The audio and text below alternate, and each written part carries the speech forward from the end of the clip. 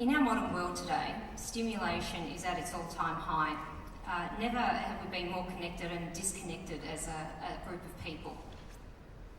The IBM tells us that 90% of the data created since the beginning of time has been created since 2012, in the last 7 years. We're starting to see an impact of all of this information impacting generations of people. The advent of smartphones places a computer in our hands every single day, 24/7 potentially. And the viewing capacity is endless swiping and viewing of information, data and video. Our brains are dealing with more processing and stimulation than ever before. So given this, let's take a moment to get a sense of what it would be like to be in an environment void of all stimuli. To be in a floating device that is absent of every sense that's known to you. So I'm going to ask you to close your eyes, just where you're sitting. Take a deep breath, hold it, and slowly let it go. And repeat. With your out breath, allow any tension in your arms and legs to flow outward from your body. Imagine being in a private room, lying in a large pot filled with 40 centimetres deep water. The water surrounds your body while you've just simply lie there. The water's so rich with Epsom salts, it creates buoyancy when you float effortlessly. Your body is held gently in the water. Feel the velvet texture of the water as it caresses your body into stillness. Notice the pressure against your body. There is none. Your spine has decompressed. There's no pressure. The buoyancy of the water has removed all pressure from every part of your body. Experience the zero gravity. Enjoy the feeling of this newfound weightlessness. Your legs, arms just float. Your head is held gently and securely by the water without effort. Stillness surrounds you. The water is exactly the same temperature as your skin. You've melted into the water. There's no distinction between the water and your body. They're one, merged and sensationless. Feel your mind slowing down. You see nothing, you smell nothing, you hear nothing. There's nothing to see, hear or smell, and you're completely safe. Your mind, body and senses relinquish to complete relaxation. Note it all. It's completeness and serenity. Now, if you can come back into the room, wiggle your toes, fingers, press your feet into the ground and be present. There's lots to go through here. That's an outline of what it'd be like in a flotation tank, and clearly can't do it the exact justice as being in the tank itself. Good afternoon everyone, I'm Toni, Basile, as Tracy's outlined. I'm the President of Floatation Therapy Australia, and it's in this capacity that I'm here today. The FTA's vision is to promote the benefits of flotation therapy and support research and evidence-based practice in its use. So we're interested in collaborating with researchers. We'd like to do research in terms of flotation therapy and how it's useful in mental health. I'm actually curious to know how many people in the audience today have ever floated. Do you mind raising your hands? Okay, I've got a few, that's terrific. And out of those who had their hands raised, keep them raised, how many have floated more than once? Okay, 2 boys in the middle. So what I'm about to outline may be quite a new concept to many of you here today. My presentation will outline what flotation therapy is, its impacts and its current context in Australia today. It may be a surprise to learn that floating's been around since about 1954. And it came about as a result of an American medical practitioner and neuroscientist by the name of Dr. John Lilly. The interest was that he had was to answer a question about the origins of conscious activity within the brain. He was interested in whether the brain needed external stimuli to keep its conscious state going. So Dr. John Lilly matched up with his colleague Dr. Jay Shirley, who was a psychiatrist with psychoanalytics interest, and he was a psychiatrist trained in psychoanalysis. The question was whether they could actually produce a device that was in fact stimuli-free, and then measure what happened to the brain and thought processes once that occurred. So Lilly wrote about his own personal experiences of floating, while Shirley undertook clinical research to understand its clinical application, and he was committed to this for quite a number of years. So the first tank looked quite overwhelming. It would have the person suspended in vertically, and this is a picture of what the tank actually looked like in its first iteration. A little bit different to the ones you may have floated in recently, those of you who have had that experience.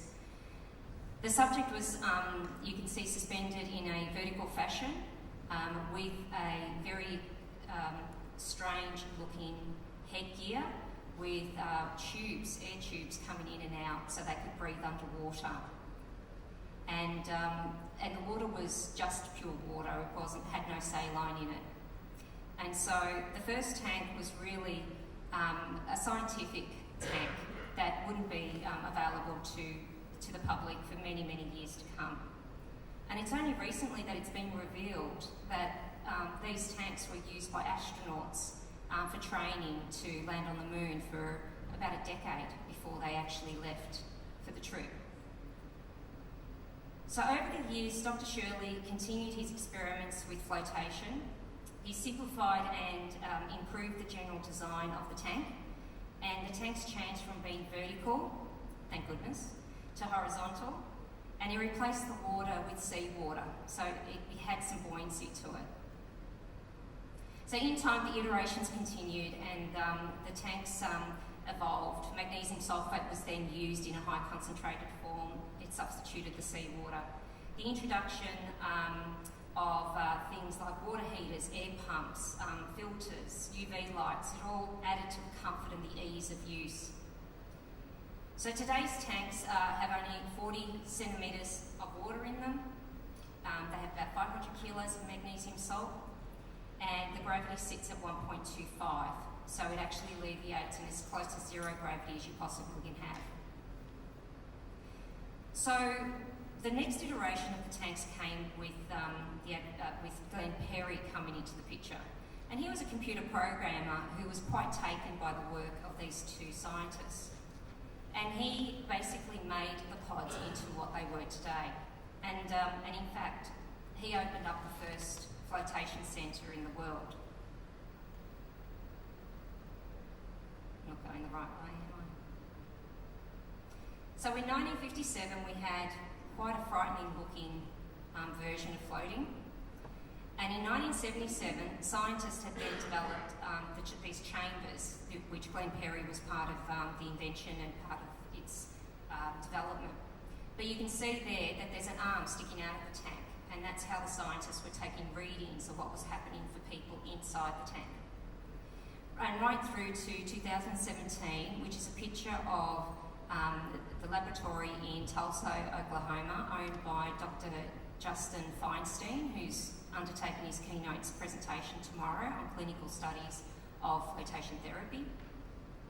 And you can see that the pool is considerably different.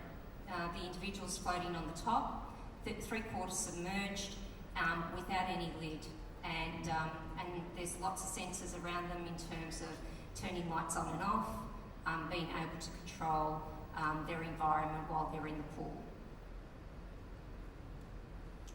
So in 1982, there was a collection of scientists that got together and formed a society called the International Restricted Environment Stimulation Technique, which is REST, which flotation is also known by. They called themselves IRIS, and they basically collated a whole bunch of research that they were all doing individually, and collectively they came together and shared what their findings were. And this was the first time that there was an international gathering. From there, in the 1980s, flotation increased in popularity as more research was published and became known. And today, float tanks can be pretty much found in lots of different places. And they look very, very different to the ones in the past. They come in pods, rectangular tanks, pools, chambers, and even pyramid shapes. These have become very popular with professional athletic clubs. The AFL and soccer clubs actually use flotation as a regular recovery piece. They're used in hospitals, wellness centres, and the Australian Institute of Sports has had its own centre since 1984. So in relation to the use of tanks, people actually own them in their own homes, and you've probably heard of some celebrities who are pretty well known, like and mostly American, that will actually have purchased them and have them in their own home and float on a regular basis, daily, weekly. In Australia, there are centres, and in the world, they've become very, very popular. In the last 7 years, flotation therapy has actually had a boom. Personally, I've floated in Israel, Rome, Paris and Indonesia, where there are centres in all of those places. Although the surrounds were slightly different and some of the local customs were a little bit different, my experience in the tank was exactly the same. The serenity, the relaxation, the ability to catch up on rest was all prevalent, and it's exactly the same experience that I would have had here in Australia. And it was, and I use it while I'm travelling because it's actually fantastic to overcome jet lag. It's a great way to overcome fatigue very quickly. And clients often talk about that. They talk about it being an accelerated way to catch up on their rest and their lack of sleep. So you can observe from the map that the practice is extensive. Since by 2013 in Europe, it's extended that some European governments were even funding flotation therapy as part of their preventative health steps, as long as they were referred by their GP. China's taken it one step further. They've actually started their flotation therapy as under a medical model, and it's actually legal to open up a flotation centre in China. All the flotation pods in China are actually held in hospitals and require a medical referral to actually use them. They use it extensively to manage pregnancy and childbirth, and they've undertaken a really strict regime at the moment of looking at research over the next 5 to 10 years to understand what the application for flotation therapy can be. And they're encouraging people to apply for government funding, especially in the allied health services of psychology, traditional Chinese medicine, massage, hypnosis, and they believe that through the research, they'll actually be able to demonstrate that it's a way of delivering therapy and gaining personal growth. A point made in a number of the case studies, two of the case studies that I'll outline shortly. The practice of flotation therapy has extended into Western countries and grown very, very fast, as I said earlier, in the last 7 years. In America, there were only 86 float centres in 2012, and in 6 years, up until 2019, there's now over 400. So this growth may be contributed by the increased body of evidence and clinical research emerging, outlining the benefits of mindfulness and meditative practices that float therapy completely support. The advent of MRIs and brain imaging machines has allowed outcomes to be measured in a way that's been unavailable up until now. The findings are exciting and the application potentially quite extensive. And Dr. Justin Feinstein, who's sitting at this front table and has travelled all the way from America, will go through that research in great detail tomorrow afternoon. This presentation won't delve deep into that research, but all of its contents is supported by that research. And you actually can find this quite easily on this website that's been put together by the Laureate Institute of Brain Research in Tulsa, Oklahoma, by Dr. Feinstein's team. It actually contains all peer-reviewed papers, presentations and news that's related to flotation therapy, with the earliest paper being dated back to 1960. So since its advent, there's been numerous publications exploring the potential therapeutic benefits of floating. But the one consistent between all of those research pieces has been that there's a significant reduction in levels of subjective stress and increases in relaxation as measured from pre to post float. So that's one thing that's been very consistent amongst all the research. As a float centre owner, I do note that these are the reasons that people float. They'll float for relaxation and stress management. Sports recovery is a given. It's very well accepted in that field. Pain relief and improved sleep. I can't tell you how many actors and writers we have coming through the centre for learning and creativity purposes, and detoxing and boosted immunity. These are the categories that clients subjectively talk about as their reasons and their needs for floating. So alongside the subjective findings, floating's also been reported to decrease blood pressure, heart rate and cortisone levels.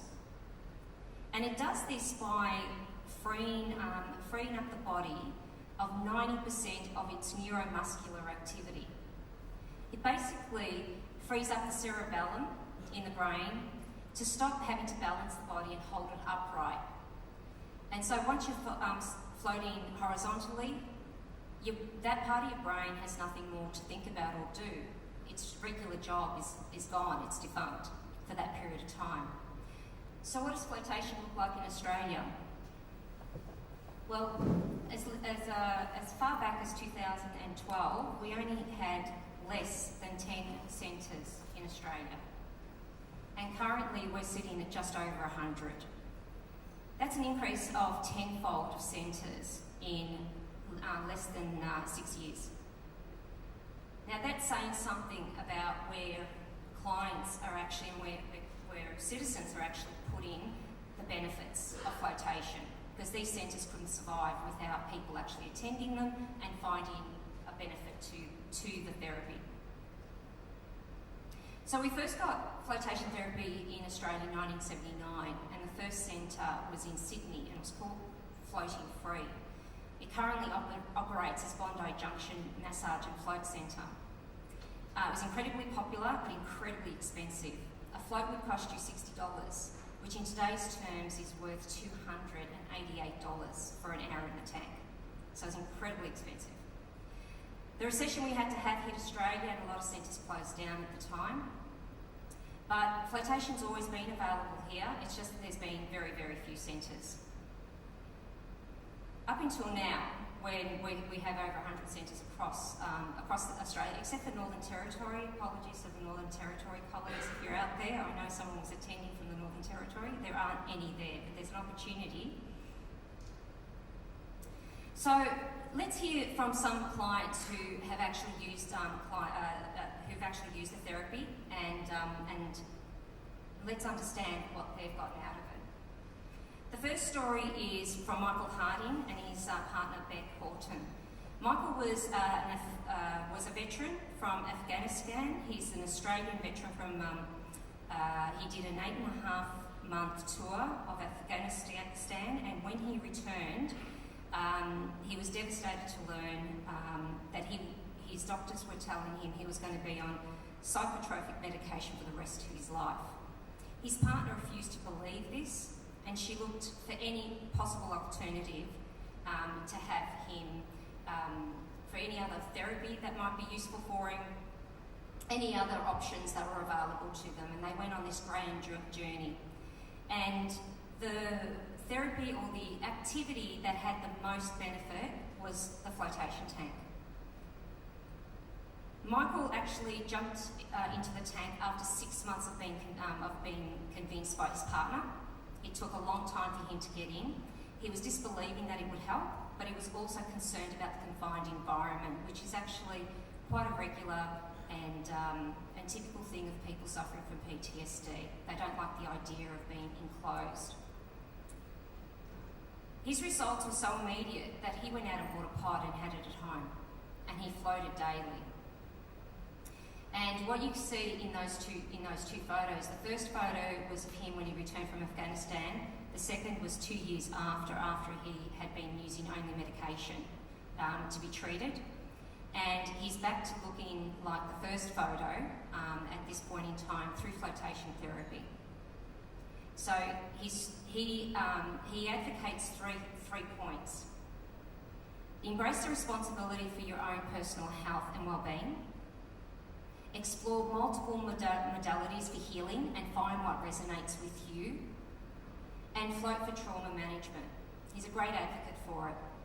Anecdotally, he's told me that as part of a support group called Weed Warriors that he had set up with his partner, 80% of the soldiers who went through his program came off medication of up to 6 prescriptions a day because of float therapy. So that's a very powerful statement, and it'd be terrific to have that backed up in with a clinical study. Michael's also clarified that the Department of Veteran Affairs does in fact pay for float therapy, but it's done through an OT referral, an occupational referral, not a mental health referral. And there's another qualifier that people need to book in between Monday and Friday during 9 to 5, so it's seen as a work cover claim and a workplace claim rather than a recreational float, which is interesting. So I'm going to skip the second case study because I realise I haven't got very much time left at all. Which was a police officer who, this is Anne, and we'll have to just bypass her story. Just very quickly, Anne is an officer serving of 28 years, had PTSD, wasn't able to work. Through a course of floating for 3 months, she actually has now returned back to work. And she also has what she calls a normal life. She's able to go to the footy, go shopping, and engage with her family, which she wasn't able to do previously. The other thing about this story is that it was picked up by a Channel 9 news crew, and it's actually featuring as a story at 6 o'clock news this weekend. And Dr. Justin Feinstein was also interviewed as a global lead researcher to comment on the therapy. So it's a really great outcome. So watch the news, guys, but we'll try and get a reel of that footage and have it uploaded on our website. So in terms of where we're at in Australia, a lot of professionals actually don't know about flotation therapy in Australia. But there is a movement in the making, and it's been led by the clients themselves. Through their experience and their benefits, they're pushing service systems to catch up. We've got clients who have actually been successful with NDIS funding, work cover funding, as well as aged care and Department of Veteran Affairs. So the world is changing, and the issue that we have before us is that people are individually advocating with these systems to have float therapy funded for their individually, and really as a system. If the clients are saying that this is a helpful therapy, it's incumbent on us to actually support them in that and try and have systems change around them. So in conclusion, the challenge that we have is really how do we integrate float therapy to complement the work of contemporary mental treatment that you're undertaking now for the best outcomes for clients? How can we start a conversation with you as members of the FTA where our members are actually at grassroots level working with your clients to work with you to benefit and get better outcomes for our clients. And there's one little bonus, and this is probably really worth taking your cameras out for, guys. What we did, the visualisation just gave you the the slightest hint of what it might be to be in the tank, we've got 29 centres around Australia who are prepared to give float delegates free floats if you quote the promo code IMHC2019 for the month of August. So this is the list for Queensland, Victoria and Western Australia, and the list for New South Wales, ACT and South Australia and Tasmania. I'd encourage you to come along and go for a float crawl with us. Okay, thank you.